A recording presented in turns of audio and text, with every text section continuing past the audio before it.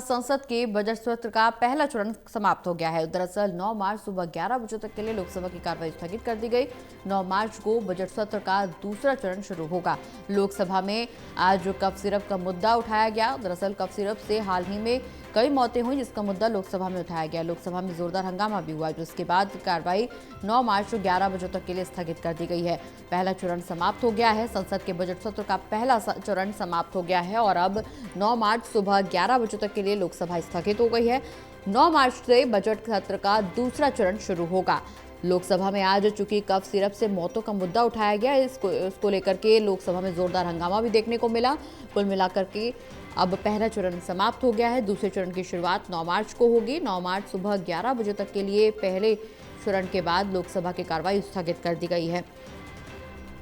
आज cough syrup से मौतों का मुद्दा भी उठाया गया लोकसभा में, जिसके बाद जोरदार हंगामा भी देखने को मिला और अब आखिरकार पहला चरण समाप्त हो गया है। 9 मार्च सुबह 11 बजे तक के लिए स्थगित कर दी गई है लोकसभा और अब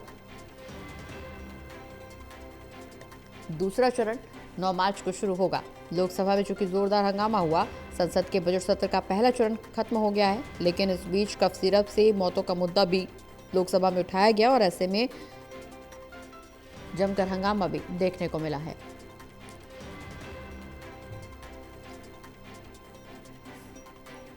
लोकसभा का सत्र जारी था और ऐसे में पहला चरण अब खत्म हो गया है। चूंकि इस बार कई उतार चढ़ाव भी देखने को मिले, कई मुद्दों को लेकर के विपक्ष हमलावर भी होता हुआ नजर आया और वहीं दूसरी ओर स्पीकर के खिलाफ अविश्वास प्रस्ताव, इसके अलावा सरकार के खिलाफ तमाम मुद्दों को लेकर के विपक्ष का हंगामा, चाहे वो नरवणे की किताब की पब्लिशिंग को लेकर के जिक्र हो या विपक्ष को बोलने नहीं देने का मुद्दा हो, तमाम मुद्दों को लेकर के विपक्ष हमलावर होता हुआ नजर आया। और अब आज चूंकि कफ सिरप से मौतों का मुद्दा भी उठाया गया लोकसभा में, जिसके चलते जोरदार हंगामा हुआ।